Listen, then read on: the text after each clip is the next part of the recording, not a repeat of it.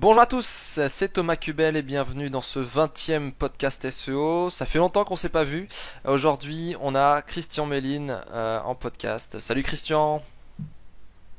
Bonjour tout le monde. Bon alors Christian, ça fait un moment que tu dois venir dans le podcast.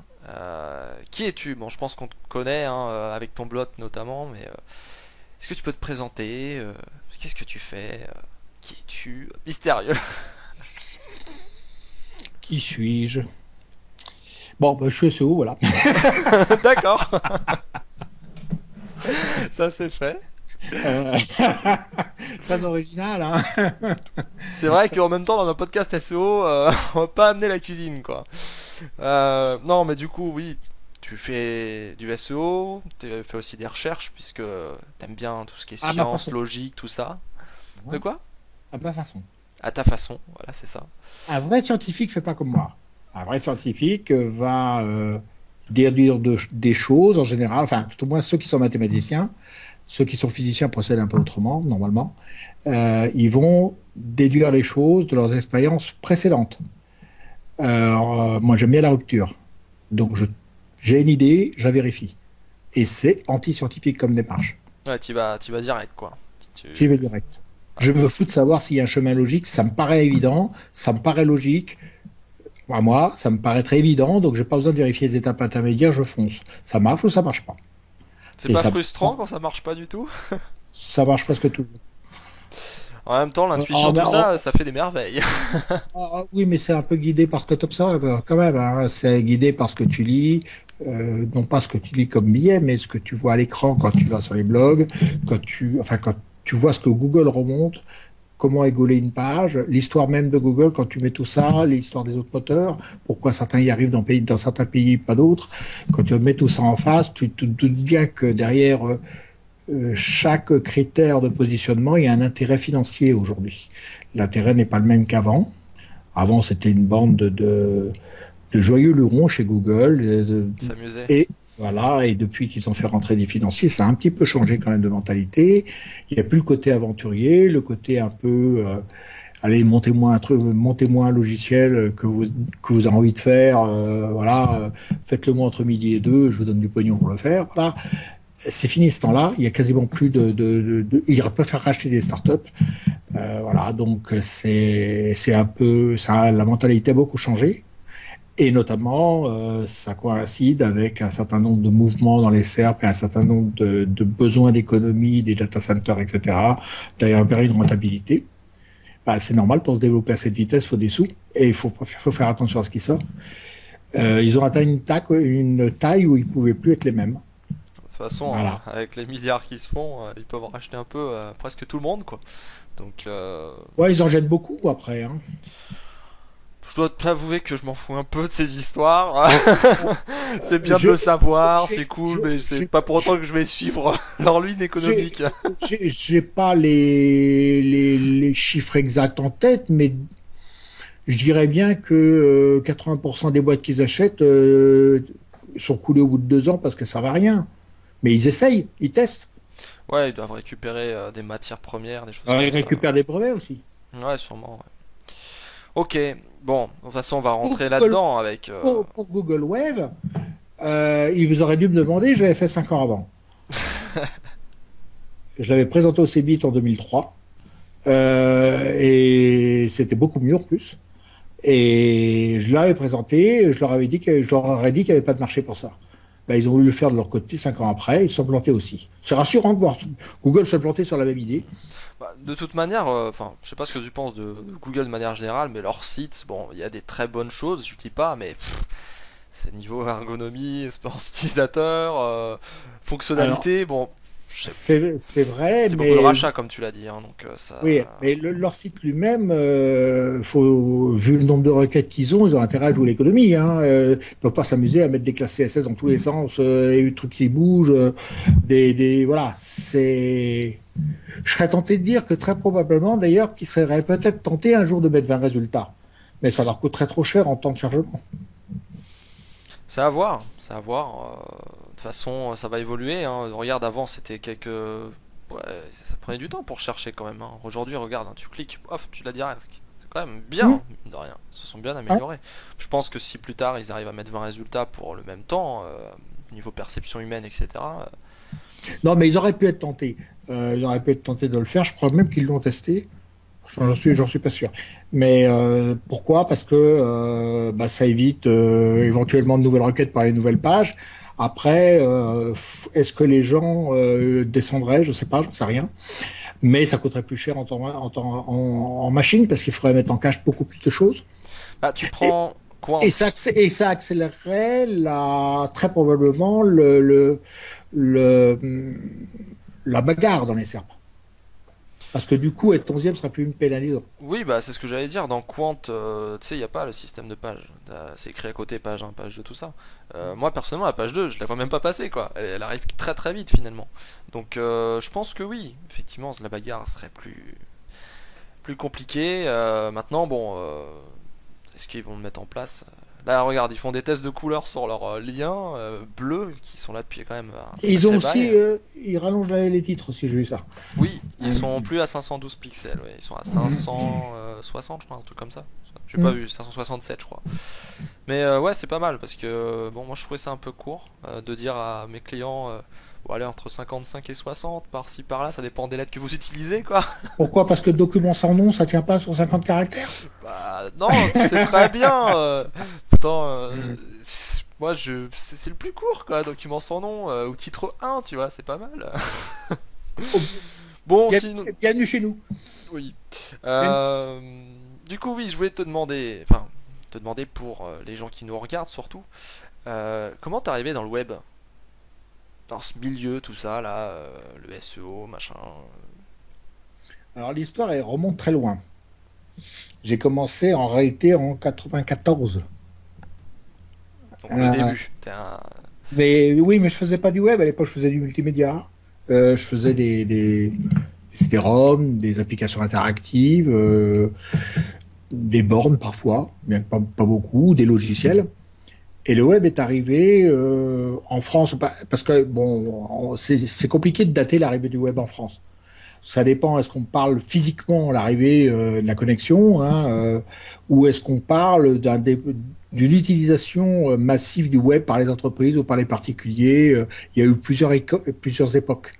La DSL a bien sûr été une époque, Hmm. mais il y a eu une époque aussi où les entreprises se sont décidées à avoir comme premier internet, un premier intranet, excuse-moi, le mail, qui était une révolution pour eux. Utiliser le mail pour moyen de communiquer en interne. Alors, tu vas me dire quel rapport avec Internet? Ben, c'est les mêmes protocoles, hein. C'est juste ça.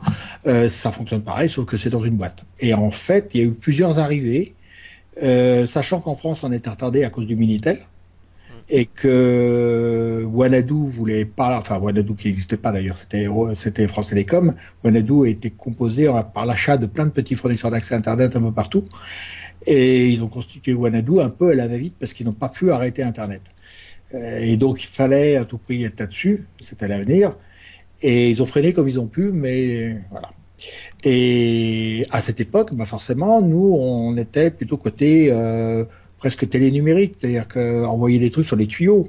Hmm. Donc, une connexion rapide, c'était pas forcément une connexion Internet, c'était une connexion ATM. Donc, on avait un câble tiré 155 mégabits qui passait à travers la France d'un bout à l'autre, et on faisait ce qu'on appelait du point à point. Et donc, on utilisait déjà les réseaux pour faire passer des images, choses comme ça. Puis petit à petit, ben, c'est venu. Alors, moi, les sites web, bof, je trouvais pas ça très excitant. Faut te dire qu'à l'époque, ça ne l'était pas. C'était Et chiant.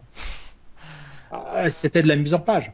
Oui, et puis bon, il fallait faire chaque page, etc. À la limite, quand le dynamique est arrivé, déjà, c'était un peu plus intéressant, mais. Et la connexion étant pas terrible, si tu veux, c'était pas tu pouvais pas te lâcher, quoi, c'était clair. Hmm. Et puis voilà, puis à l'époque, par exemple, pour te connecter aux États-Unis, les câbles passaient sous la mer. Donc aujourd'hui, enfin, ça pas, t'avais des satellites, t'avais des trucs qui passaient sous la mer. Aujourd'hui, ça s'est modernisé, ça s'est accéléré pas mal, mais t'avais des temps de réponse qui étaient inimaginables, quoi. Je me Hmm. rappelle, c'était Exodus aux États-Unis qui fournissait pratiquement tous les serveurs d'Europe. C'était vraiment particulier. Et à une époque que j'ai donc croisé, En 3 jours de temps, tu pouvais visiter l'intégralité des sites de la planète. L'intégralité, je dis. Hein, pas seulement l'intégralité. Là, Et c'est difficile aujourd'hui, quand même. les universités ont commencé à rendre certaines choses publiques en petite quantité, notamment aux États-Unis. Et on a fait, nous, notre premier pas sur Internet réel, ça a été on a fait en fait avec nos logiciels multimédia, qui était Macromedia Director à l'époque, on a fait une simulation de Word, d'Excel et d'Access sur Internet pour apprendre pour le premier truc d'e-learning pour Ziff Davis aux États-Unis. On a fait des cours en ligne, multimédia, pour apprendre à des gens qui payaient comment se servir d'Office. Donc, on simulait complètement le fonctionnement, et donc tu pouvais taper, rentrer des cellules et tout, sauf que tu étais dans une page web. Et ça a tellement plu que de fil en aiguille, on est venu à faire des choses un peu osées. On a fait beaucoup de jeux en ligne. On a fait des intranets, et puis voilà. Puis un jour, on est arrivé, c'était au sein de Siwen, hein, on est arrivé, je sais plus, à 3500 projets, un truc comme ça. Moi, le web, en tant que développement, m'intéressait parce que ça me permettait de me développer commercialement. Je référençais le site, tout. Donc, à une époque, je crois que j'avais référencé le OCON sur peut-être 10% des sites de la planète. Bah oui, en même temps, il y a beaucoup de sites, donc c'était les annuaires qui ramenaient du trafic à l'époque. C'était quand ça, à peu près, au niveau des dates? Oh, ben, ça va de 96 jusqu'à 2002, on va dire, cette période-là. Parce Ouais. que, en réalité, ça a failli partir avec la bulle. Même des personnes avaient prédit à l'époque que l'Internet retomberait parce que la bulle était retombée, ils se sont gourés. Par contre, il y avait déjà des tentatives de Web TV. Il y avait déjà des choses comme ça alors qu'il n'y avait pas le débit. C'était une drôle d'époque. Hein. Tu avais 50 Web TV en France alors qu'il n'y avait aucun tuyau. Et tu avais des gens, C'est pour la gloire. t'avais des gens très connus qui investissaient des sommes monumentales dans des Web TV au cas où ça se décoince. Et ça s'est pas décoincé à cette époque-là, ça s'est décoincé plus tard. Il y a eu, voilà, donc en fait, on a pris le train progressivement du web, du SEO pour nous d'abord. Et en fait, vers 2003, par là, quand on a commencé à voir que ça, c'était pas encore compliqué, mais il y a eu les premiers flingages pour page alias. J'entends les premiers flingages de Google un peu massifs, un peu médiatisés, un Mhm. peu. Ouais. Bon. Et on a vu des sites de grandes marques tomber à cette époque-là. C'était la première fois que ça arrivait. Et alors qu'avant, on n'avait que des blacklistages de gens qui vraiment forçaient le trait, quoi. Ouais, Parce que de toute c'était façon, il y a pas. des sites vraiment dégueux, malades, quoi. C'était pas des marques, quoi. C'était. Oh, c'est des sites qui abusaient, les liens marchaient déjà, mais en fait, si tu veux, depuis, en fait, le succès du SEO vient avec ce qu'il peut produire. Si tu as plus d'internautes, tu as plus d'intérêt à y être. La croissance dans ta commune, si tu as une boutique e-commerce, elle est limitée au nombre d'habitants qui ne va pas croître aussi vite que la population du web. Mm. Et au bout d'un certain temps, tu as ta concurrence qui est venue sur Internet. Si tu n'y es pas, tu es quelqu'un de mort. Si tu n'avances pas, tu recules. Voilà, donc ça s'est fait naturellement, si tu veux. Et puis jusqu'en 2008, bah, nous aussi, on a développé des web TV pour des banques, des choses comme ça. Et voilà, on s'amusait, hein, comme tout le monde. Par contre, en 2008, ils ont arrêté de faire des web TV. On se demande pourquoi. Sauf en interne. En interne, ils ont continué. Voilà, donc, enfin, en communication interne. Voilà, donc en fait, le SEO, c'est venu petit à petit. Et puis à un moment, j'ai dit, oh, bah écoutez, le développement, si vous n'avez pas de projet plus sympa à me proposer, moi, je fais plus que du SEO. Et puis j'ai envoyé balader par la même occasion ce qui était ma clientèle depuis toujours. J'ai abandonné les agences de com. Parce que D'accord. j'ai toujours travaillé en marque blanche. D'accord, ok. Et ça venait de partout. Hein. On avait des demandes de partout. Parce que les. Bah, ils ont le bras long, quoi, déjà, hein. C'est pas ça. Alors, sur Director, sur Macromedia Director, t'as pas connu, hein, c'est devenu Adobe Director, mais Macromedia, ça je connais, c'est hein. voilà. Mais Flash a pris un peu le relais, sauf que Director c'était la grosse artillerie. Et avant il y avait même AutoWare. Euh, C'était un truc, t'avais 10 demandes par jour, c'était énorme. Et c'était,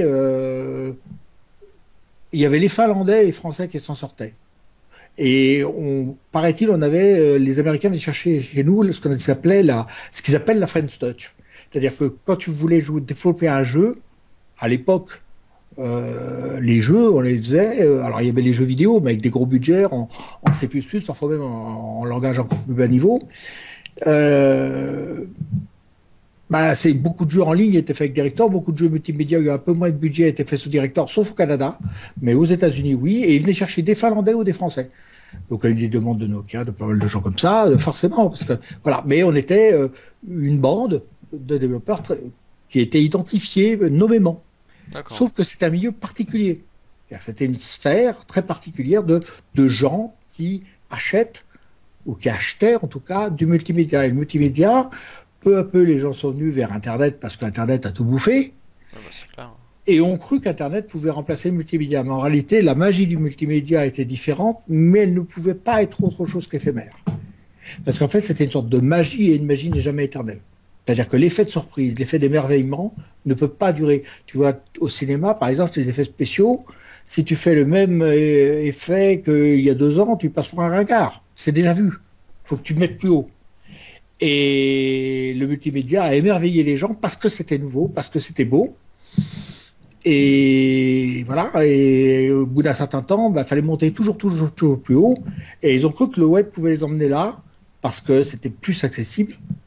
Mais le web, non, ça pouvait pas. D'accord.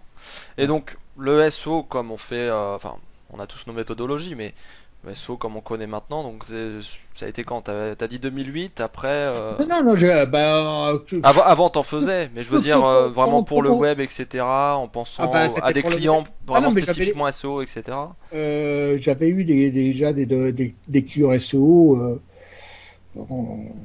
même en 2004, mais pas je faisais parce qu'on savait faire, mais c'était pas passionnant. Il y a eu une époque, attends, tu mettais le titre dans ta page, il n'y a pas de sexe sur cette page, et t'étais premier sur sexe. C'est vrai. Tu Je me vendais rappelle des de PC. cette époque. Hein. Tu vendais des PC. Attends, la plupart de tous les vendeurs de PC qui ont été les premiers d'ailleurs, les assembleurs ont été quasiment les premiers à se mettre sur Internet. C'est assez curieux, mais c'est eux qui sont venus en premier. Enfin, qui proposaient des. Après, ça a été un peu les anges de com, et ensuite seulement les SS2I qui ont raté le train pour le coup. À cette époque-là, ils l'ont raté, ils se sont rattrapés après. Mais en fait, ils faisaient des pages comme ça, c'est-à-dire qu'ils mettaient des conneries pour être positionnés, parce qu'à l'époque, le mot-clé représentait pas n'avait pas la même importance. Il fallait juste être trouvé. Les gens ne savaient même pas. Attends, on s'en rend pas compte aujourd'hui. Mais à l'époque, il y avait des tas d'études qui avaient prouvé que la recherche par des mots-clés dans un champ n'avait rien de naturel. C'était illogique. On ne pouvait pas demander ça aux gens. C'était une adaptation qu'on ne pouvait pas leur imposer et qui mettrait du temps à l'adopter. Bah, ça a mis du temps, et encore aujourd'hui, il y a beaucoup de gens qui n'arrivent pas à mettre des requêtes qui peuvent être comprises C'est pas naturel. directement. Oui, là, c'est pas naturel, tout à fait. Et Et pour ça, du coup, effectivement, c'est venu, ça s'est accéléré, c'est venu très vite, mais il a fallu éduquer pas mal de gens, oui. hmm, c'est clair. Mais je pense, quand tu dis ça, je pense notamment, tu sais, aux nouveaux noms de domaine, un peu originaux, etc. Euh, Moi, autour de moi, c'est surtout du .com, du .fr, du .net, du .org, etc. Mais les points Paris, BZH, XYZ, tout ça, c'est pas encore très connu. Les gens, J'ai- ça les surprend, quoi. Qu'on puisse se taper une URL comme ça, quoi. Alors moi, j'ai créé alpha-bet.xyz. Il n'y a rien dessus, hein, mais c'est pour le fun. Mais pourquoi t'as fait ça? Comme ça. J'ai envie de faire un jeu de mots, de laisser une trace. Le mec, il Je achète des mettrai noms de un jour, domaine comme un jour, ça, je mettrai quelque chose dessus, mais je trouvais ça amusant, alphabet. si tu veux. Écoute, si tu veux, écoute. Bon, et du coup, Christian, Non, après, qu'est-ce que t'as fait en, ensuite? en fait, j'ai fait un caprice parce que t'avais des gens qui voulaient faire un concours, mais ils ne voulaient pas de ce nom de domaine. Donc, mais cela étant, je trouvais ça aussi un petit peu rigolo parce que finalement, alphabet, euh, c'est peut-être pas la base de la culture, mais enfin, c'est que ça sert quand même pas mal. Et Alphabet, c'est exactement le contraire. C'est pour ça que c'est amusant. Et Oui, analphabet, c'est encore on autre aurait pu chose. en faire encore une chose avec, mais je ne dirais pas quoi. C'est ça, tout à fait. Bon, finalement, là, enfin, ces derniers temps, on te connaît, enfin, dernières années, on se connaît surtout avec référencement naturel White Hat, ton site, avec des billets de blog qui font mal à la tête et où il faut prendre au bien deux ou trois boîtes de Doliprane pour comprendre tes billets. Alors ça, c'est Tranche de Marketing qui a sorti ça, mais ouais. Non, ça va, Ouais. Il y en a qui n'en prennent qu'un. Non, moi j'en ai jamais pris. Hein. Bon, il y a juste une fois, j'avoue, Non. c'était sur le point G des SERP justement, où je l'ai relu quand même plusieurs fois. Oui, mais ça veut pas dire que t'as mal à la tête. Non, j'avais pas mal à la tête. Fallait comprendre quoi, parce que bon, c'est quand même assez original et quand on a l'habitude de voir comment faire une balise title, comment faire une super méta description, bon, quand on tombe Ah, sur le point G des SERP, c'est quand même pas courant quoi. ils se sont un peu calmés, mais à cette époque-là, tu avais encore beaucoup d'articles sur comment faire une base title, ouais. Et ça m'énervait un petit peu parce que d'abord, tu avais des gens qui non seulement rabâchaient comment fallait la faire, mais qui se trouvaient le moyen de se gourer. Donc, Et ça, c'est un peu dur ça. ouais, c'était grotesque. Mais bah écoute, je sais pas moi, si c'est pour répéter la même chose que les autres, c'est pas marrant. Il y a le blog des autres pour ça. Ouais, Et je d'accord. pense que chacun doit apporter un ton, un contenu, enfin un truc un peu différent. Un point de vue, une C'est vision, une manière de voilà. travailler, etc. C'est le déluge hein, chez moi. Si vous entendez de C'est l'orage, c'est normal. d'accord. Il n'y a pas de trou dans la toiture, c'est bon. Hein. Non, ça va. Il y a juste le Bon, déluge dehors là, d'un coup, en plein podcast. C'est assez drôle. ouais. Alors en fait, il n'y a pas de vraie raison en réalité. C'est comme ça que je suis, donc voilà quoi. Je suis plus simple à comprendre. En réalité, ma femme étant mathématicienne, elle arrive à suivre quand même. Donc voilà, mais je suis comme ça, donc voilà, quitte à écrire, autant écrire quelque chose qui me plaît, quoi. Et comment Et c'est j'essaye de mettre aussi un peu de suspense, ça c'est effectivement un petit peu calculé, c'est-à-dire que la manière dont le ton est quand même calculé, mais parce que j'aime pas transmettre des choses toutes cuites, j'aime bien que les gens réfléchissent un peu, ça a toujours été, même si je suis pas un enseignant du tout dans l'âme. Je déteste même la manière, comment dirais-je, tyrannique avec laquelle on t'oblige à apprendre des choses qui sont toutes faites, toutes oui, prémâchées. enfin rentrer dans la tête des choses. Oui, tu Une préfères que ch- les gens aient une je réflexion. préfère que les gens trouvent ou déduisent Oui, par un ou certain supposent. discours, etc. Oui. Suppose. C'est beaucoup plus prolifique sur l'avenir. Alors, je sais pas si j'y arrive, en tout cas, j'essaye. Mais le fonctionnement de la cervelle, c'est ça. C'est pas apprendre bêtement des formules dans un bouquin, tu vois. C'est Bah, pour certaines si tu connais applications, pas je le pense que sens. c'est intéressant. Après, je pense que parfois Alors, sur certains sujets, il faut réfléchir, il faut pouvoir faire travailler l'imagination, faire travailler le cerveau, faire travailler l'intelligence, etc. pour recoller des idées ensemble. oui, c'est il y a aussi un calcul malgré tout, c'est-à-dire que quand j'ai vu que certains types de billets marchaient mieux, je me suis dit bah, c'est apparemment ça les gens veulent bien quoi. Voilà. Au tout début, c'était pas comme ça les billets. Au tout début, les tout premiers, en plus j'aime pas en faire. Hein. T'aimes pas en Bizarrement. faire? Non, parce que si tu veux, ça va passer vite. Je mets plusieurs jours à faire un billet. C'est-à-dire que Ouais. c'est parce que j'essaye ça peut te paraître bizarre vu que c'est parfois compliqué à lire. Mais j'essaye de tout faire pour qu'il n'y ait pas d'ambiguïté dedans, bizarrement. Alors qu'effectivement, j'ai un style d'écriture un peu spécial mais j'essaye, par exemple, dans tous les mots qui sont mis, j'essaye à aucun moment d'avoir un homonyme, un double sens possible, que le type ne puisse pas Ouais, tu te relis comprendre autre chose. beaucoup, ouais. Alors, ce qui veut pas dire que j'y réussis. Bon, moi, j'essaye. Et j'y passe beaucoup de temps et je le refais plusieurs fois. Et je me dis, là, il me manque une précision. Le type, s'il n'a pas ce que j'ai en tête, il va comprendre autre chose. Donc, j'essaye au moins, moi, de me mettre à la place de l'autre. Et voilà, pour moi, si tu veux, un billet, c'est pas un truc que je balance pour faire monter le site. Un billet, j'ai envie de parler de quelque chose, ok.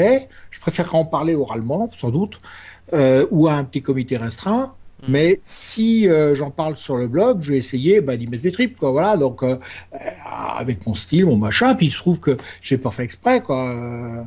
J'ai pas attendu le SEO pour être comme ça. Je suis tordu depuis la naissance, moi. Il y a beaucoup de tordus en SEO. De toute façon, je l'ai remarqué. Enfin, je sais pas si ça t'est déjà arrivé, mais enfin, si ça c'était sûrement tout arrivé. C'est arrivé à tous les SEO. Mais il y a beaucoup de gens qui disent mais qu'est-ce que tu trouves dans ce métier quoi. Mais c'est quoi ce métier quoi, franchement, et moi à chaque fois je réponds la même chose. On a plein de casquettes, on apprend plein de thématiques, on apprend des tas de choses, on parle avec les clients, on a du contact, enfin on a un peu de tout quoi, ça bouge tout le temps.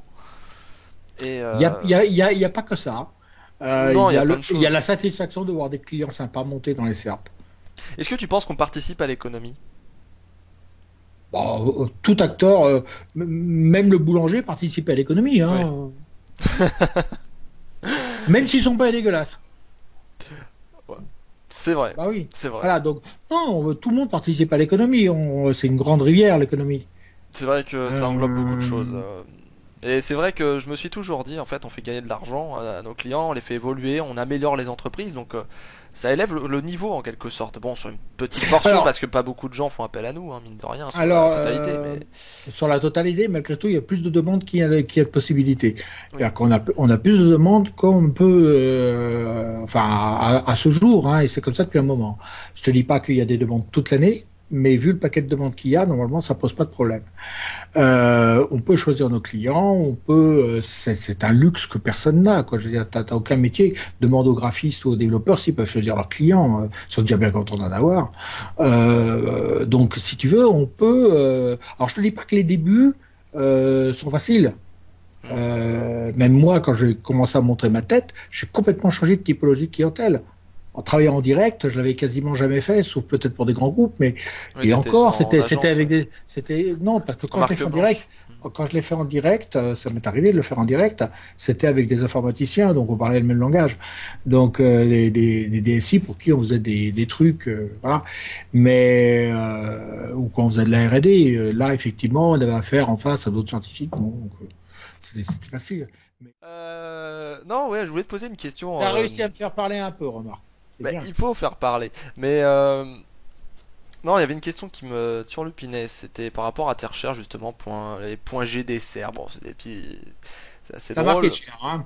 Mais oui, c'est celui-là que, c'est avec ça entre guillemets que j'ai compris tes premières approches, mais des approches un peu plus complexes, parce que tu vois, quand j'ai vraiment démarré le SO, etc. Donc c'était il y a pas mal de temps, en 2011, un truc comme ça. Bah, au début, voilà, tu sais, on apprend énormément de choses, et puis au bout d'un moment, bah, on cherche des petits trucs qui vont faire qu'on va monter plus lentement. Et notamment tes billets, bah voilà, ça sort de l'ordinaire. Tu veux pas écrire quelque chose pour recycler. Donc du coup, le point G des Serbes, c'était un des premiers articles que j'ai lu. Et après, bon, bah t'as sorti d'autres choses, Le hein, titre n'était pas fait exprès, hein. Non, Parce que non, c'est mais le point point G Google au départ. gravité des Serbes, quoi. C'était pas Google au départ. Ah, point Google, ok, d'accord. Bon, en tout cas, Ça a fait point G, j'ai trouvé ça plus marrant. bah oui, c'est marrant, effectivement. Mais t'as eu raison, t'as eu raison. Comme tout le monde le gère, ça tombe bien. C'est ça, exactement. Bon, du coup, il y avait ce. Ça peut être le Graal aussi, hein. Oui, ça peut être plein de choses avec G de toute façon. Bon, en tout cas, il y avait le point G, il y avait aussi les métamos, il y a eu les structures de sites et des trucs comme ça. Et je voulais savoir, une question, je pense que ça intéresse beaucoup de monde, toute cette inspiration, trouver ces formules, ces idées, t'as dû faire des recherches et tu dois bien avoir une méthodologie pour trouver tout ça. Je pense pas que t'es dans ton lit comme ça et puis t'as d'un coup un truc qui t'arrive dans la tête. Ça, c'est provoqué par quelque chose, par des recherches ou par une discussion. Peut-être que tu discutes avec des personnes qui parlent de, voilà, de maths, je sais pas. Je sais que tu as dit que ta femme était mathématicienne, peut-être ça vient de là aussi, je sais pas. Écoute, même pas. C'est beaucoup plus simple que ça. Quand tu es dans un secteur depuis très longtemps et puis que tu es amené à faire des tas de trucs très différents, des tas de développements très différents, tu as forcément un esprit qui est en ébullition sur toutes les applications. Il y a toujours un moment, tu es dans la bagnole, tu penses à quelque chose, voilà, tu es en train d'aller te faire ton café, tu penses à quelque chose. C'est toute la journée. Ça ou la musique d'ailleurs, hein, c'est les deux. On en Puis parlera d'autres, après, ouais. et puis d'autres sujets aussi d'ailleurs. Hein, il n'y a pas que ça dans la vie, mais sur lesquels on parlera pas. Mais ça vient comme ça. C'est des trucs. Tiens, et si? Mais c'est toute la journée.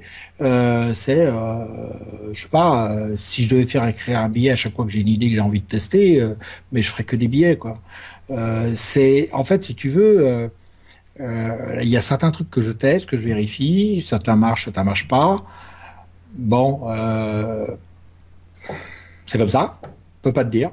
Non, c'est pas. Alors, bizarrement, je ne pratique pas des forums Black Hat, contrairement à ce que certains pensent, que je vais m'inspirer dans les forums, machin, aux États-Unis, tout ça. D'abord parce que je peux pas me lire l'anglais, donc ça règle déjà le problème. Non, non, c'est une curiosité, une observation, puis j'ai une chance. Je ne vois que d'un œil. Donc je suis obligé de passer beaucoup de temps à décrypter ce que j'ai à l'écran, et j'ai le temps de m'apercevoir des choses. Et du coup, quand je lis, je repère des anomalies quelque part que peut-être la personne qui lit trop vite ne voit pas. J'en sais rien, c'est possible. Oui, le fait que tu prennes ton Je temps, sais tu pas. assimiles peut-être plus, Voilà, je lis pas. Moi, je lis pas 120 mots 120 signes par minute, ou je sais plus combien c'est. Je lis beaucoup plus lentement que ça. J'ai même de la peine à lire. En général, au bout de 4 pages, j'ai les yeux troubles. Donc, si tu veux, c'est très fatigant. Je vois pas en 3D, par exemple. Donc, il y a plein de choses qui sont très changeantes dans la vie. C'est une naissance. Hein. Donc, c'est pas un accident, c'est le temps de m'y faire. Hein. J'ai jamais connu autre chose. Cela étant, ça t'assigne à certains types d'observations sont un peu différentes. Est-ce que c'est ça, est-ce que c'est pas ça, j'en sais rien, mais je serais tenté de dire que avoir des idées, ça s'invente pas. Avoir des mauvaises idées, ça s'invente pas aussi. Je sais si j'en ai des mauvaises. J'en ai parfois des bonnes, parfois des moyennes, parfois des qui n'intéressent que moi. Parfois, je peux les mettre faire un billet dessus. Voilà, je teste, ça marche pas. J'ai les moyens de développer ce que je veux. Donc, si je veux, je développe un truc, une usine à gaz invraisemblable qui va aller scraper 10 000 sites en même temps, je sais le faire. C'est pas un souci. Bon, la connexion est un souci, mais je peux toujours déporter des trucs. Mais là, voilà, j'ai le moyen de développer ce que je veux tester. Donc, et comme beaucoup de choses dans le domaine ont, comment dirais-je, sont vérifiables par les sites web eux-mêmes, c'est facile de vérifier. Là, on n'est pas en train de faire de l'astrophysique, si tu veux. Tu fais de l'astrophysique, à part faire une fusée pour aller vérifier ce que tu penses, et t'as pas les moyens de faire une fusée, quoi. Là, il te suffit de faire un bout de code, tu testes. Est-ce que tu as suffisamment de cas où ça se confirme ou pas? Puis voilà. Si ça se confirme assez souvent, sachant qu'effectivement, l'algo de Google étant stratifié selon les termes de Sylvain Perronnet, c'est vrai qu'il fonctionne par petits bouts. Donc, du coup, tu peux pas reconstituer complètement le truc. Malgré tout, quand tu as des grandes tendances, tu te dis qu'il passe souvent par là, quoi, tu vois, voilà, c'est comme ça. Mais par contre, j'ai pas le temps de faire des billets sur tout ce que je teste parce qu'il y aurait franchement, il y aurait trop de billets. Et je n'ai pas le temps de tout tester non plus. Parce D'accord. qu'il y a la musique aussi à côté et qu'il y a que 25 heures par jour. 24. 24. Ouais, excuse-moi. 24. Non, mais chaque jour, je me couche une heure de plus tard que la veille. Et donc, j'ai l'impression que les journées font 25 heures. Et au bout Elles d'un font certain toujours temps, 24, j'ai fait le Christian, t'en tour. fais pas. J'ai fait le tour, je me dis, tiens, on est aujourd'hui ou on est demain? On est, on est la semaine d'après. Bon. Et du coup, bon, tu testes plein de choses. Mais par rapport à ça, si tu veux, pour moi, euh, ça va te paraître peut-être de la faute modestie ou autre, mais je pense honnêtement que à la fois que l'intelligence, les idées n'ont pas plus de mérite que la connerie. C'est-à-dire qu'en fait, c'est un truc, t'es comme ça, point barre, t'as aucun mérite, t'es né comme ça. C'est comme le mec qui est petit, que le mec grand, que voilà, il n'y a pas de différence. Le bleu n'est pas supérieur au rouge. C'est une connerie de vouloir juger ça. C'est pas une échelle de valeur. Les valeurs, elles sont pas là. Donc, allez, si tu veux, parfois, les piédestaux, c'est nul. C'est nul, ça n'a pas de sens, c'est seulement différent. Voilà, c'est tout. Et c'est pas de la fausse modestie, c'est réel. Euh, on est victime soi-même de ce que l'on est. Et si on arrive à contrer ce que l'on est, c'est qu'on a quelque chose qui est là aussi, qui te permet de le contrer. Donc ça aussi, tu le maîtrises pas, tu vois. Hmm. Donc en fait, c'est plutôt d'ailleurs un poison que d'avoir toute la journée des idées qui arrivent. Hein. Ne crois pas que ça soit du bonheur. Non, je réfléchis beaucoup et il y a des fois j'aimerais bien Ça te déconnecter prend la tête, hein. aussi. Ouais, ça te Ouais, prend ouais, la tête. Hein. c'est fatigant, je pense même, enfin je sais pas pour toi, mais il y a de l'anxiété, du stress même qui s'accumule, Bah, je trouve. et puis, t'es toujours un petit peu désabusé de pas pouvoir tout tester, quoi. Oui, tout à fait. Ouais. Parce que t'as pas de temps. Parce Oui, ou que t'as pas les voilà, ressources humaines, t'as pas les ressources matérielles, t'as pas les connaissances pour arriver je sais pas, automatiser. Moi, c'est mon gros problème, par exemple. J'ai bah, beau, automatiser, c'est pas un souci. Par contre, effectivement, interpréter les résultats, ça peut prendre du temps, par exemple. Être sûr des résultats, c'est pas évident. Sans côté que je déteste la data en réalité. Donc, j'aime pas. Je trouve que c'est un moyen de perdant. Mais bon, malgré tout, tu dois vérifier, peut-être pas à travers la data, mais à travers les effets de la data. Tu peux observer les choses. C'est plutôt les effets qu'il faut regarder que la data elle-même. je vois bien. Ouais. Ok. Et justement, tiens, en parlant de data, en parlant d'automatiser, on voit plein d'outils en ce moment qui sortent. Bon, il y en a toujours eu plein qui sortaient. Mais avant, tu sais, on avait beaucoup d'usines à gaz, on avait des trucs générateurs de sitemap, des crawlers, des trucs pour auditer, Ça des y est machins bidules. toujours. Ça existe toujours, on est d'accord. Par contre, on voit, enfin, plutôt je vois une émergence d'outils spécialisés. Je pense à Visibly, 1.fr, toi tu as les Metamo aussi. Euh, Il y en a d'autres aussi qui se spécialisent. Et qu'est-ce que tu penses de ces outils qui ne sont plus, je dirais, trop généralistes, quoi. Ils traitent vraiment un sujet. C'est pas plus mal. C'est pas plus mal. Après, ça veut dire aussi qu'on a une boîte à outils qui peut coûter cher au mois, hein, le fait est. Ouais, Parce que tout le monde facture ses 50 balles. À la fin du mois, tu as payé 500 balles à des outils et tu toujours pas commencé de bosser. Donc, bon. c'est vrai. Euh, mais je pense qu'en plus, le SEO est très curieux et aime bien avoir des jouets quelque part aussi. Hein. Il aime bien essayer des trucs, il essaye de savoir ce que le concurrent va pouvoir utiliser, c'est normal. En tant que tel, je pense que tu peux avoir à une époque de ta vie de SEO pas mal d'outils, puis ensuite tu choisis ce que tu gardes. Hein. Ouais, Voilà. moi j'ai souvent C'est fait le tri, c'est vrai, au fur et à mesure. Ouais. en fonction de tes besoins. Puis en fonction de ce que tu as éventuellement développé toi-même aussi. Voilà, donc, et puis, moi par exemple, euh, bon, non, je veux pas nommer de noms, mais il y a des outils, ça n'aurait pas l'idée de les prendre parce que c'est pas ma façon de référencer des sites. Donc, pour moi, c'est une abstraction, mais je comprends que ça peut convenir à ceux dont c'est la méthode. Ouais, bien sûr. Voilà, chacun voilà, utilise les outils dont il a besoin. Mais moi, je trouve ça bien. Et alors, ce qui est bien aussi, c'est que c'est quand même assez français. C'est-à-dire que Je suis d'accord. c'est pas trop généralisé. Alors, je pense qu'il y a certains d'autres pays que j'ai pas vu, mais qui doivent développer pas mal de choses. Mais il y a une initiative française qui est plutôt sympa là-dessus. Et je pense que ça tient à que peut-être à. Alors d'abord, beaucoup sont orientés rédaction finalement, enfin rédaction, analyse du contenu. Et je me rappelle du premier billet que j'avais sorti en 2013, je crois, sur les corpus, où les gens pratiquement mettaient en doute ce que j'écrivais. Parce que c'était Euh, nouveau. et, Les gens. et je voyais aussi même des black hats traiter les white hats d'escrocs dans certains forums. Bon, après ça. Il y a toujours eu une petite bataille entre les deux groupes. Mais il n'y a pas de groupe. Oui, c'est vrai, en plus. Il n'y C'est a plein pas de de petits groupe, il n'y a pas de cercles groupe, il n'y a, il qui y a se pas de groupe, remêlent. il y a toutes les nuances, et puis je sais même pas s'il y a là aussi, s'il y a des... moi j'ai des côtés Black Hat, si tu veux, j'automatise des trucs, donc je suis Black Hat, mais Black Hat c'est quoi? C'est le fait normalement c'est de pouvoir hacker. Il y a quasiment aucun Black Hat en France qui hack, réellement. Tout simplement parce que la loi est vraiment trop balèze en France, et je pense que tu irais ailleurs dans un autre pays si tu voulais faire ça. Parce que franchement, ça coûte bonbon.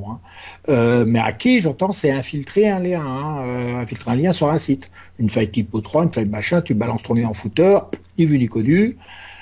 Tu as les CMS, tu peux infiltrer des trucs. C'est relativement facile de faire. C'est une question d'éthique. Et puis c'est une question, on a ton besoin. Oui, Parce que ça va souvent avec un type de site, si tu veux, qui n'est pas tellement avouable et que tu as même pas le droit d'avoir en France. Donc c'est pas faux. Ouais. Le secteur voilà. particulier. Voilà, mais il y a des gens qui savent se mettre au Luxembourg. Hein. Voilà, donc après, on a tous un côté à la fois black hat, un peu white hat, un peu tout, et à la limite parce qu'il n'y a pas de couleur, tout simplement. Et on a tous une modulation dans les moyens qu'on veut bien utiliser, qu'on sait utiliser, et du coup, il y a les outils qui vont avec. Et puis, il y a aussi les choses que tu aimes faire. T'as peut-être des gens que ça passionne de faire 300 liens à la seconde. Chacun s'éclate comme il peut. Moi, personnellement, je trouve ça con. Mais moi, quelqu'un peut trouver ça bien. C'est pas la chose en elle-même qui est conne. C'est ton appréhension de la chose. Voilà, parce que je fais répétitif, parce que c'est pas marrant, et puis bon, en même temps, c'est vrai que c'est rigolo. Parfois, tu vas sur un site, t'as l'air de rien, super réputation, puis tu vois un endroit où tu peux mettre un lien. Voilà. Bon, après, bon, ok, doit-on mettre un lien? Mais c'est beaucoup plus marrant de le trouver, le truc, de le tester, que de l'avoir au final.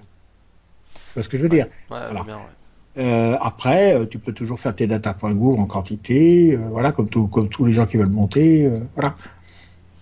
Mais a-t-on besoin de ça? Voilà. Oui, c'est de toute façon des Après, questions, c'est une question d'éthique personnelle, hein.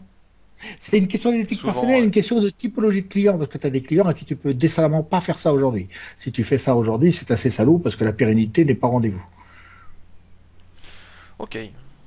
Non, mais Voilà. c'est intéressant ton approche. Mais c'est les outils, c'est bien notamment que bah voilà, il y a t'as TextGuru, t'as enfin YouTextGuru, je sais pas, voilà, Your t'as text, un ouais. faire, bon, t'as un truc qui est sorti, j'en parle même pas tellement c'est abominable, t'as les métamos qui sont un peu différents parce qu'il y a une prestation, il y a du conseil, il y a un petit peu plus de choses avec. C'est en plus c'est pas la même matière qu'on utilise. Voilà, de la même manière que t'as des rédacteurs web sur le marché.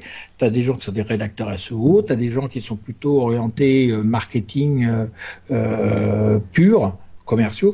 Tu as toutes les typologies, tout dépend de la page que tu veux faire, de la personne à laquelle tu t'adresses. Et puis tu as les écrivains aussi, les vrais écrivains. Les vrais écrivains web. Tu as des vrais écrivains, des types qui sont très balèzes Hmm, tout à fait. et qui ne touchent à aucun, ils veulent pas entendre ni de marketeur, entendre parler de marketing, et c'est un niveau au-dessus des journalistes, hein, parce que les journalistes écrivent très mal aujourd'hui. Bah, les journalistes, moi je travaille avec une journaliste santé en ce moment. Pouh, c'est moche. C'est très moche. Je pense qu'on va s'en séparer avec mon client. C'est pas terrible. Mais ouais, ils sont encore Ben, dans. je vois quel est le client, tiens, d'ailleurs. Tu vois, c'est bien. Tu vois bien. Oui, mais bon, c'est difficile de trouver un bon rédacteur aujourd'hui, hein. C'est vrai, il y a toutes les couleurs. Et puis bon, il y a aussi. Je pense que ça vient aussi de la demande en face. C'est qu'il y en a beaucoup, c'est du remplissage. Voilà, pour remplir, faire du contenu pour du contenu, quoi.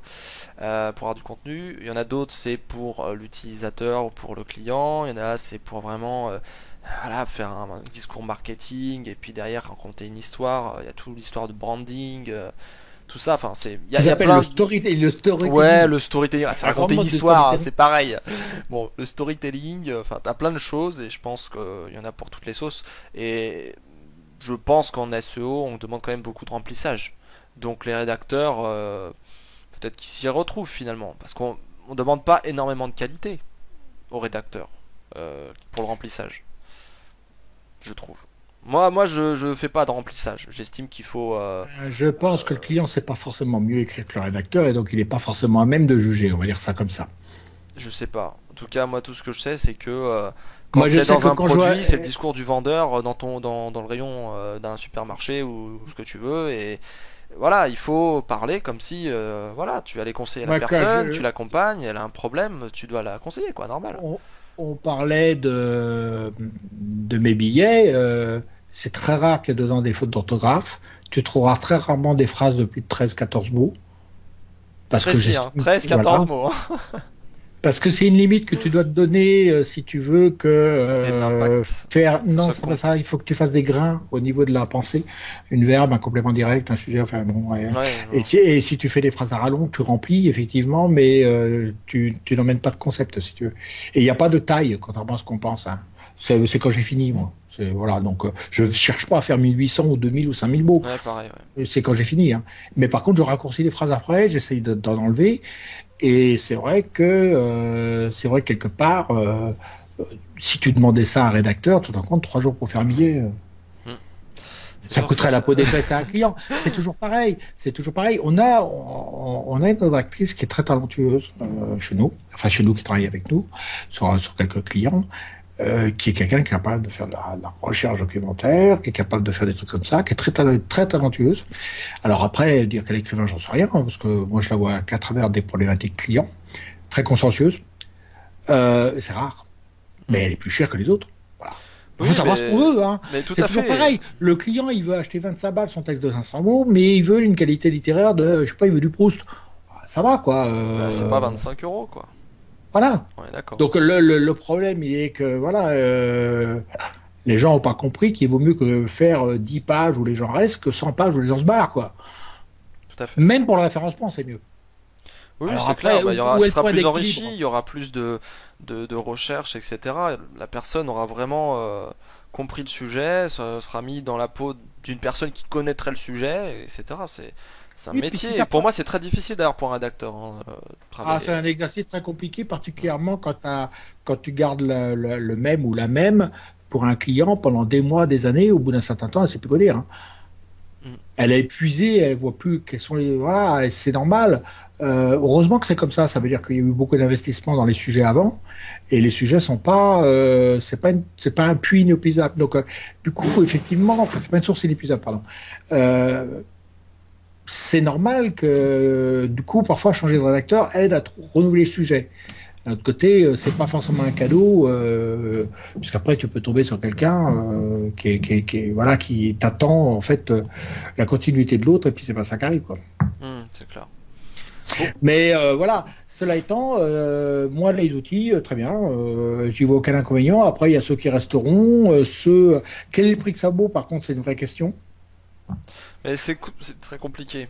Parce que bon, des fois c'est pas l'outil qui coûte cher, c'est le support, c'est le faire connaître, c'est le commercial, etc. Des fois il y a rien derrière. Ouais. Ça dépend Euh, quel outil, ça dépend comment il est fait, ça dépend ce qu'il traite.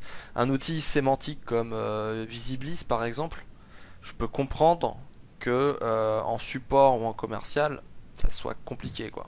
hmm. Parce Il que s'en sort pas, il s'en sort bien, hein. je sais pas, j'ai pas allé dans les Non, comptes non, non, de non. Jérôme. Non, non, ça, moi non plus. Mais il a déjà des clients pour qui, des clients à lui, donc qui s'en servent, donc voilà. Et puis, c'est tenté de dire pour un développeur, et je pense que c'est valable pour tous les développeurs qui ont développé des outils pour les autres, Hmm, que ce soit des logiciels ou que ce soit des services web, d'ailleurs. Au départ, il n'y a pas de calcul financier réel.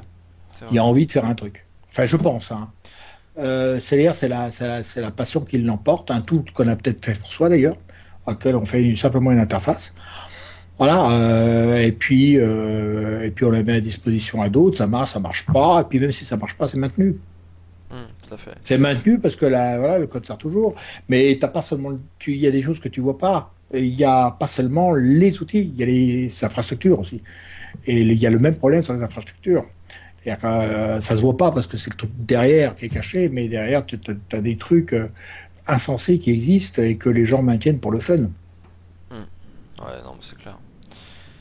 Il faut qu'on passe au dernier sujet, Christian, parce qu'il est déjà très tard et j'ai concert ce soir. Et justement, pour finir sur cette note-là, on va parler musique, puisque... Rappelle-moi, rappelle-moi, tu joues du piano musette, hein. Mais que dalle. Moi, je fais de la batterie et de la guitare, c'est tout. En même temps? Ça m'est déjà arrivé de le faire une fois. Ah, Ouais, c'est-à-dire grosse tu caisse joues. avec la guitare comme ça, là, mais... Ah, ok. Puis avec la tête, tu jouais à cymbale. Exactement. Non, par contre, ouais, donner des coups de guitare, de manche de guitare sur les cymbales, ça m'est déjà arrivé. Où je fonce direct dans le dans la Exprès? chine. Ah non, pas exprès, oui, voilà. Dans la Chine. Voilà. Bon, du coup, t'es compositeur, tu fais du piano, enfin depuis longtemps, mais t'avais arrêté, t'as eu une grande pause quand même, je crois. Ah oui, Voilà, 30 ans, 35 ans. c'est ça, 35 une ans. grande pause. T'as dû Mais enfin, mais en te... même temps, avant, je faisais toute la journée, hein, donc. Ouais. Bon, du coup, il y a quelques années, ouais, année maintenant, je pense. 2 ans et demi. Ouais, 2 ans et demi. Tu t'y es remis un petit peu, et puis là, t'es sur de la musique, bon, fait électroniquement, puisque c'est avec l'ordinateur, clavier maître, etc., tout le bousin, un peu comme celui-ci là. C'est pas un bousin. Ouais, c'est pas un bousin, c'est vrai. Vu la qualité du truc, C'est quand même super bien. Un truc un peu comme ça là, si les gens voient là dans la petite fenêtre, donc on peut jouer dessus, ça envoie des signaux électriques et puis on peut taper dessus et on a le PC ou l'ordinateur qui interprète. Du coup, C'est très simplifié, hein. ouais, je sais, mais il faut pas qu'on perde les gens. Du coup, tu fais pas mal de morceaux. T'as sorti Panda Ballade, etc., qui sont disponibles sur SoundCloud, etc. Et Et même là, sur iTunes et sur toutes les plateformes de. Bon, ça veut pas dire, vu que j'ai pas fait de promo, c'est très confidentiel. voilà. Et là, donc tu nous sors un petit truc. Enfin, tu nous sors un petit truc. Je te laisse en parler, vas-y. Bah, disons que j'ai arrêté d'en mettre pendant un an, parce que les instruments virtuels qui te permettent de reproduire le son d'un grand orchestre, le son de choses comme ça, avec un réalisme, ça demande c'est presque une discipline, j'ai pas dit un art, j'ai dit une discipline à part entière. C'est-à-dire que tous les gens, par exemple, qui font de la musique de film, alors je n'approuve pas la façon de faire des musiques des films avec des coups de batterie, des coups de tom, des taïkos qui tapent dans tous les sens. Bah, je trouve que c'est une musique un peu trop basique, un peu trop tribale pour me convenir. Je parle de toute la filière zimérienne qui m'énerve. C'est pas de la musique, c'est du bruit. Bon, si c'est pour avoir, regarde même la pub de Samsung où ils ont fait une pub une fois, t'as que des tomes. Franchement, ça donne pas envie. T'as pas de slogan, t'as juste une photo avec Attention, des t'as un bruits. batteur en face de toi quand même. Non, mais attends, les tomes, c'est fait pour marquer un rythme d'une musique, pas pour supprimer la musique. C'est pas fait pour la tuer, c'est fait pour souligner les instants importants dans Batterie, c'est une du mesure. rythmique, hein, de toute façon. Voilà. Oui, mais c'est le rythme doit se déduire. Il doit y avoir à la fois un système à hauteur de note mélodieux et à la fois un support rythmique. C'est un peu l'union des deux et de l'harmonie également. Mais si tu veux, c'est de la batterie tout seul. Toi-même, quand tu fais de la batterie tout seul, c'est moins excitant que quand tu as des gens, des instrumentistes avec lesquels tu joues. Bon, On est voilà. d'accord. Donc, c'est pas seulement la batterie. De même que si tu es, je sais pas, imagine le mec qui fait du contrebasson, par exemple. Le mec, quand il s'entraîne tout seul, il doit se faire chier, franchement, hein, parce que c'est pas marrant, c'est pas. Faire Le les pire, basses, c'est le. c'est chiant. Ouais. Voilà, donc parce que t'as pas de virtuose solo, tu t'as pas de pièce que tu peux jouer comme ça, donc effectivement, ce sont des instruments quelque part un peu ingrats, parce que à part avoir une sous-position dans un orchestre, bah, t'as pas d'avenir, quoi, tu vois. Donc, faut avoir du mérite, hein. Franchement, faut avoir du mérite. Je parle même pas du mec qui joue du tuba dans la fanfare, hein. Bon. Et donc, là, l'idée, c'est effectivement que les premiers morceaux, c'est pour ça que j'ai fait une liste d'ailleurs sur ce coup qui s'appelle Essai, parce que, au fond, c'était pas très réaliste. C'était le son, oui, ok, sur la fin, les sons étaient bien, mais le réalisme était pas là. Parce que c'est très difficile de manier des samples. Parce que tu interviens sur plein de paramètres, note par note, c'est épouvantable le nombre de paramètres que tu joues pour que ça ressemble à un vrai instrument. Hmm. Alors que tu joues sur le tombé de l'archet, tu joues sur enfin, des trucs, c'est inimaginable. Et encore des Tu joues progrès sur à le faire alors au vibraton. niveau. Ah Bravo. oui, parce que parce que l'instrument finalement, si tu joues du synthé, c'est plus simple au fond. T'appuies, t'as une note, tu joues une note, ok, bon, t'as pas besoin de ressembler à quelque chose qui existe, à une référence qui existe dans la tête de la personne. Là, le problème, c'est qu'on essaye de faire croire à la personne qu'elle a en face un orchestre symphonique avec des instruments virtuels qui, certes, sont des prises de son d'orchestre symphonique réel, mais malgré tout, il ne faut pas que tu fasses tout le morceau en ayant des notes qui se ressortent, des notes toujours jouées pareil. Donc, tu es obligé de moduler, tu es obligé de faire tout ton truc. Alors, hormis l'orchestration, tu es obligé d'arriver à écrire quelque chose. Ah, t'écris pas pour tes samples, t'écris de la musique. Et il y a aussi autre chose qui est important, c'est d'arriver à travers la maîtrise des samples et des instruments virtuels, ce qu'on appelle ménager l'intention. Hmm. C'est-à-dire que chaque fois que tu fais un morceau, tu as une intention derrière qui te pousse. C'est-à-dire que tu ne dois pas te dire à un moment, ouais, ça sonne mieux, ça se vendra mieux. Tu ne dois pas réagir à ça. Tu dois à tout prix garder comme ton intention musicale, tu dois la garder jusqu'au bout. Et ça, c'est un travail très difficile parce que ce sont des instruments qui sont très compliqués à utiliser. Il faut reconnaître, tu as beaucoup d'articulations, beaucoup de possibilités. Ils coûtent très cher en mémoire parce que la moindre bibliothèque, une bibliothèque de violon, enfin de cordes, violon, violoncelle, ça pèse 380 gigas. Ouais, quand même. Et il faut les monter en RAM. Oui. pour pouvoir en jouer. Donc, si tu veux, effectivement, ça se manipule pas comme ça. Donc, il faut que tu les choisisses bien, sinon, parce que tu peux pas tous les charger. Et donc, c'est un travail qui est fastidieux. Donc, c'est à moitié informaticien, à moitié musicien. Mais on apprend. C'est voilà, on apprend. Et puis, je pense que le dernier morceau est effectivement plus réaliste que les autres. Dire qu'il est parfait, non, parce qu'il y a encore du chemin. Et puis, il y en aura toujours. Parce que Et c'est pas chaque fois plus qu'on simple. atteint un point, on va plus loin que le coup suivant, quoi. C'est pas plus simple d'apprendre, Comment ça à l'apprendre? d'apprendre avec un instrument acoustique et de s'enregistrer. Alors, dans le... Moi, La... je suis que dans le, acoustique, hein, c'est pour ça que je pose cette question. L'électronique, dans j'ai beau l'avoir, il faut que je m'y mette. dans le dernier morceau, tu as tous les bois, tous les cuivres de l'orchestre symphonique. Donc, apprendre à jouer de tout, faut peut-être pas déconner quand même, j'ai pas cette prétention. Tu as du piano, tu as de la harpe. Non, décemment, c'est pas faisable. Et avec des Décemment, gens, si tu as un orchestre, par exemple, tu diriges un orchestre. Tu payes? Ouais, j'avoue, ça coûte cher. T'as vu le prix d'une heure, par exemple, sans taper dans le London Symphony Orchestra, tu regardes combien coûte une heure de studio dans un sous-studio d'Hollywood, c'est-à-dire un truc pour faire des bandes sonores de pubs qui sont vues quasiment par personne. Hmm. Regarde le prix de l'heure de studio avec un orchestre, parce qu'il te Bah, peut te déjà, un permettre, studio voilà. basique, tu sais, même pour même pas de la pub ou autre chose, hein, ça coûte Ah bien non, mais cher. attends, ils te fournissent le studio, tu te débrouilles pour faire ton mixage toi-même. Oui, Ils te fournissent simplement, entre guillemets, alors pour le coup, l'infrastructure, tu as les micros, tu as tout ça, tu fais venir tes musicos, ils te les trouvent au besoin, et ils te louent la pièce, en fait, hein, et ouais, l'électronique. tout à fait. Quand tu vois le prix de l'heure, c'est du 15 000 balles de l'heure, merci, quoi. Oui, c'est vrai. Ah, Bon, voilà, tu me diras, ça calme, hein. ça revient cher aussi, hein, les logiciels. Parce que bon, déjà, faut avoir un Mac, c'est mieux. Bon, il y en a qui sont sur PC. Ouais, mais PC, franchement, PC, avec ça, là, c'est lent. Non, pas tout à fait, parce qu'en réalité, non, attends. La plupart des mecs qui font. Alors, il y a vraiment deux catégories. Et pour le coup, quand je dis deux catégories, il y a ceux qui utilisent les synthés, eux, entre guillemets, ils arrivent à s'en sortir avec à peu près n'importe quel ordinateur, puisque ça ne demande pas une exigence. Il y a souvent 5-6 instruments, et c'est pas exigeant au niveau machine. Non, Par puisque contre, ça a déjà un son. voilà, ça a déjà un son, et puis t'as pas de sample, t'as pas des gros enregistrements à charger pour pouvoir jouer tes notes. Hmm, Quand tu joues effectivement, quand tu veux jouer clavimètre. des instruments réels, là l'inconvénient c'est que tu dois essayer de pas te détacher de l'impression que donne le vrai instrument. Et donc, du coup, derrière, un ordinateur ne suffit pas. T'en as plusieurs. Hmm. Ah, c'est clair. Et j'ai balancé une vidéo YouTube, alors moi je fais autrement, mais bon, j'ai balancé une vidéo YouTube où le DA il montre, il joue plusieurs morceaux de musique très connus, il a 4 serveurs en réseau, chacun ayant des instruments, jouant chacun avec 256 mecs de RAM, je crois, 210 gigas de RAM, excuse-moi, et le gars il cherche toutes ses lattences, il met 20 minutes le matin à démarrer tous les instruments de musique et seulement après il peut commencer à jouer.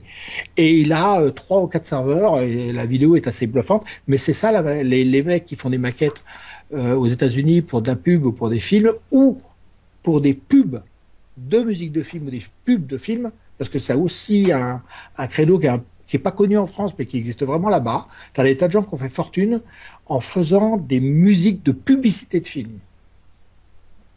Non, c'est pas faux. C'est vrai qu'on n'y pense pas, c'est Et entre les deux. ça n'existe pas en France. Ouais, c'est En entre les Europe, deux, ça ouais. n'existe pas. C'est-à-dire que, et notamment, c'est souvent les gens qui font des samples.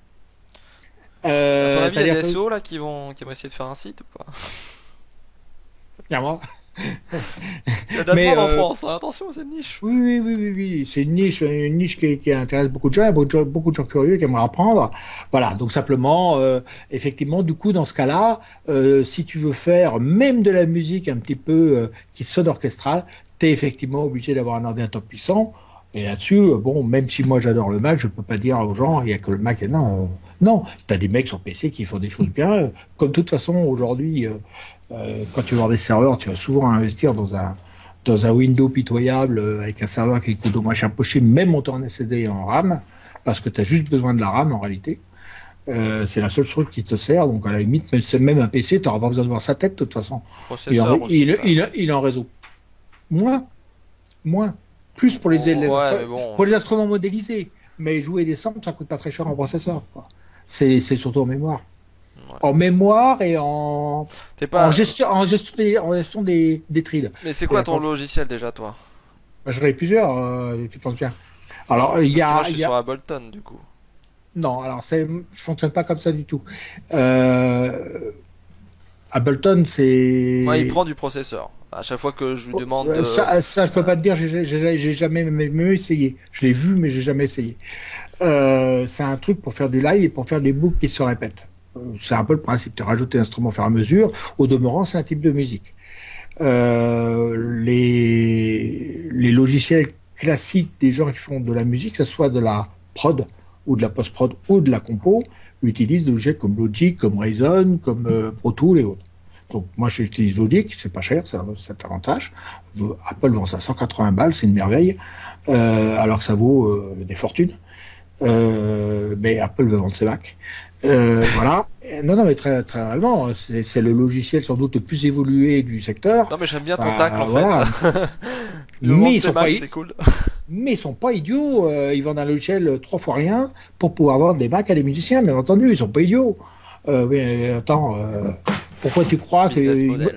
iMovie est gratos? Pourquoi tu crois que quand tu vois le paquet d'applications qu'il y a quand tu achètes C'est sur un vrai. Mac, Par rapport à Windows, t'es c'est vachement, vraiment voilà, bien. t'es vachement plus fourni, t'as tout. Donc si tu veux, t'as rien besoin d'acheter. Donc si tu veux comparer les prix, tu compares ça aussi. Les mises à jour des OS sont gratos chez Apple. Tu payes pas ta mise à jour, c'est gratuit. T'achètes ton Mac Tu veux et ils dire te mettent la mise à niveau, tu veux dire? quand tu changes de version de macOS 10 ou même la mise à niveau, tout est gratos. Windows commence à s'y mettre. Alors bah il serait temps. On Apple, c'est est son modèle. Windows Voilà. 8, on a pu passer sur Windows 10 gratuitement. Oui, bah, en même temps, il fallait rassurer les gens. Mais Oui. bon, Quand tu mais vois Windows voilà, 8, la merde que c'est, déjà. c'est inutilisable. Ouais, ouais, d'accord. Même le 10 C'est d'ailleurs, il est c'est pas terrible. inutilisable. En pratique, c'est inutilisable. C'est une horreur. Je pensais que Vista, ils avaient touché le fond, mais là, Ouais, bon, pareil, Vista était hyper long tout ça. mais Seven, voilà. j'ai été content. Windows 8, non. En fait, c'est une fois sur deux, ils font de la merde. C'est un peu cool. On peut Ouais, c'est pour prévoir, ça hein. qu'ils ont décidé de s'arrêter à 10 d'ailleurs, hein. C'est ça. Voilà. Et en amont de ce logiciel qui permet finalement de faire le mixage, de mettre les effets s'il y en a, je l'utilise pas trop parce que je préfère la vraie musique que les effets superficiels. Enfin, je critique pas quand la musique est faite autour du sound design. Mais rajouter des effets sur un truc qui est composé, c'est un peu naze, quoi. C'est un petit peu comme si ce que tu as fait suffisait pas. Euh, et par contre, en amont, pour composer, parce que j'écris des trucs qui comprennent énormément d'instruments et je n'en garde qu'une partie à la fin, là, effectivement, je me sers d'un truc qui est en intelligence artificielle, qui est un truc très peu connu. Ouais, et c'est fait par un Allemand génial, qui fonctionne avec ce qu'on appelle les Signficher chaînes, qui est une sorte de réseau de neurones, qui, on va dire, essaye d'analyser le plaisir de l'oreille, qui schématise avec des mots humains, Putain. et je fais la traduction française du soft. Voilà. Parce que je l'utilise toute la journée, donc voilà, je suis pas trop mal placé pour faire la version française, parce qu'en fait, tu peux pas le traduire si tu le comprends pas, quoi. Eh Si ouais, c'est tu clair, l'utilises ouais. pas, tu peux. Il a essayé, il est pas arrivé. Et là, on fait la version internationale, et très probablement, je vais faire aussi un blog qui montre aux gens comment s'en servir, parce que malgré tout, c'est un logiciel assez confidentiel. Voilà, donc. Parce que c'est son business model. C'est-à-dire qu'en fait, si tu veux, lui, il n'a pas besoin d'en vendre beaucoup. Il coûte assez cher d'ailleurs. Mais c'est un logiciel, voilà. Je sais pas, tu traites directement avec le mec quand tu as un problème, mais t'es pas du tout, si tu veux, sur un service SAS où tu as le développeur de temps en temps. Ouais, si Là, tu parles avec lui.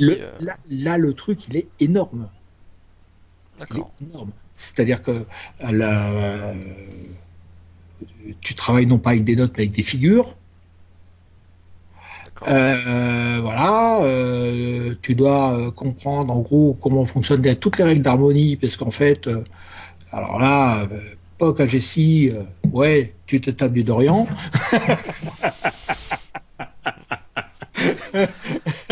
Bon, en gros, tu utilises ce logiciel, t'as mal à la tête comme les billets de Christian, quoi. Non, parce qu'il est très intuitif, mais il faut rentrer dedans. Il y a plein de gens qui n'arrivent pas à s'en servir, c'est un peu dommage, mais c'est fait pour des gens bizarres, quoi, voilà. Mais t'as des gens, t'as des compositeurs de films qui l'utilisent quand même. T'as des gens qui font de la musique électro qui l'utilisent. Puis t'as des gens qui font ça pour le fun, comme moi, sans aucune arrière-pensée professionnelle. simplement pour le plaisir. D'accord. Voilà. Ok. Bon, et du coup, ta compo, bon, on va la diffuser après le podcast, on mettra le lien, je sais pas comment on va faire ça, ou je la mettrai en parallèle de toute notre discussion. On va voir. En tout cas, ça s'appelle comment? Polynégramme, Polynégramme. c'est toute une suite qui s'appelle Polynégramme. Et là, celui dont tu parles, c'est le fragment 2. Il y a le fragment 1 aussi, mais je sais pas si je t'ai filé le lien. Je crois. Tu m'as filé deux liens. Voilà. Et l'autre, c'est le 1. D'accord. Et il y aura, Et, il vais jusqu'à fragment 24. et Je donc, fais, du coup, ça dure combien de temps et c'est quel style? je sais Enfin, pas. Alors, le style, je sais pas. Je vais essayer de tenir le rythme en dessous de 5 minutes par pièce. Parce que les morceaux précédents faisaient 10 minutes et puis c'était apparemment un peu longuet. Là, c'est presque trop court. Mais bon, on verra. J'essaye de mettre deux morceaux en un. En fait, ça démarre avec un violon, puis ça termine par un piano qui se déchaîne avec un orchestre derrière. On a du mal à comprendre à quel moment ça a changé d'ailleurs. C'est ce que m'ont dit plusieurs personnes. On sait pas à un moment, on sait plus comment on est arrivé là. Ça change complètement enfin, je sais pas ce que tu en penses, mais ça change de. Voilà. Bon, c'est le but. oui, oui, non, mais J'aime bien les glissements sémantiques et j'aime bien les glissements à l'intérieur des morceaux parce que c'est un trait commun. J'aime pas les mélodies qui se répètent, ça naze. Je sais bien que c'est un fonctionnement de la mémoire qui permet d'apprécier la musique parce que tu attends on quelque chose, reconnaît, on sait, ouais. tu reconnais, que tu as entendu et que tu as apprécié, et c'est par la répétition que tu l'imprègnes. Mais tu peux aussi jouer plein jeu sur les cellules musicales, qui est un truc qui est utilisé en musicothérapie, qui est la note, ce qu'on appelle une résolution en musicologie, pas en musicologie, enfin en musique tout simplement. C'est une résolution, c'est-à-dire qu'en fait, tu amènes les gens, là aussi, à déduire la note qui va suivre, et comme ils l'ont, ils sont satisfaits. Et en fait, tu as plusieurs cellules musicales, et je préfère reposer une mélodie là-dessus, même si effectivement, ça se répète pas. C'est pas grave. La mélodie dure 4 minutes 50. Ok. Bon, bah, je mettrai le lien. On verra ce que je fais. Merde, Mais, on mais, s'en fout. mais en même temps, si tu veux, je suis sûr de copier Ah, bah, personne. ça, c'est sûr, hein, si tu fais Puisque par pas. définition, les types, ils écrivent en alexandrin. C'est vrai. Ils font 12 pieds, Beaucoup, 12 ouais. pieds, 12 pieds, 12 pieds. Couplet, refrain, c'est répétitif. Au bout d'un certain temps, tout le monde tourne en rond. T'as beau changer le rythme, changer l'orchestration pour donner l'impression que c'est pas le même air, mais tu retrouves l'air partout. Hmm. Tu prends par exemple All by Myself, ça ressemble quand même vachement à un concerto de Rachmaninoff, hein, accessoirement. Tu chercheras lequel. Bah, de toute Ah, façon, c'est du copier-coller, hein. Et tu as, en fait, c'est le piste. Tu peux pas, sur aussi peu de notes, tout a été fait. Toutes les combinaisons ont été faites. Parce que tu peux pas conjuguer ta surprise de trois notes qui vont pas ensemble. Donc, toutes les combinaisons sont pas réellement possibles. Tu as des gammes. Tu peux avoir des surprises dans ta gamme, mais pas que des surprises. Sinon, tu changes de gamme. En fait, et comme tout le monde écrit en 12 pieds, toutes les chaînes font la même longueur, donc c'est vachement prévisible. Alors culturellement, ça permet d'avoir des repères, d'apprécier la chanson du chanteur machin, et au bout d'un certain temps, plus pouvoir la supporter parce que elle est rabâchée, et du coup, ça se joue sur l'orchestration pour donner l'impression que le morceau n'est pas le même. Bon, en réalité, c'est le même. hmm. C'est le même qui revient sans arrêt. Il y a plus de enfin, c'est très compliqué aujourd'hui de trouver une mélodie qui ressemble pas à une autre qui a été faite. Alors, moi, quand je change de tonalité à chaque mesure, il n'y a pas trop de problème. Et comme aucune mélodie ne fait 12 pieds, mais elle fait tout le long la longueur du morceau, voilà. Je mise sur autre chose. Ok. Bon, on va s'arrêter là, Christian, parce qu'on a Ouais. dépassé vraiment les 40 Sinon, minutes réglementaires. On est à 1h15 quand même. non, non, mais je pense qu'à chaque fois, tu vises 40 minutes, en fait, mais que tu n'y arrives pas. T'es trop bavard. C'est toi qui bavard. Encore une fois, c'est pas moi. Ah, attends, on a bien parlé avant, Oui, hein. on a bien parlé avant, c'est clair. En plus, là, je vais devoir aller en concert, donc il faut qu'on se laisse. Bon, en tout cas, Christian, on peut trouver sur référencement naturel WhatsApp, Christian Méline sur Twitter, les réseaux sociaux, tout ça. Et puis, du coup, bah, tu vas peut-être nous sortir un site un jour pour tes compos musicales.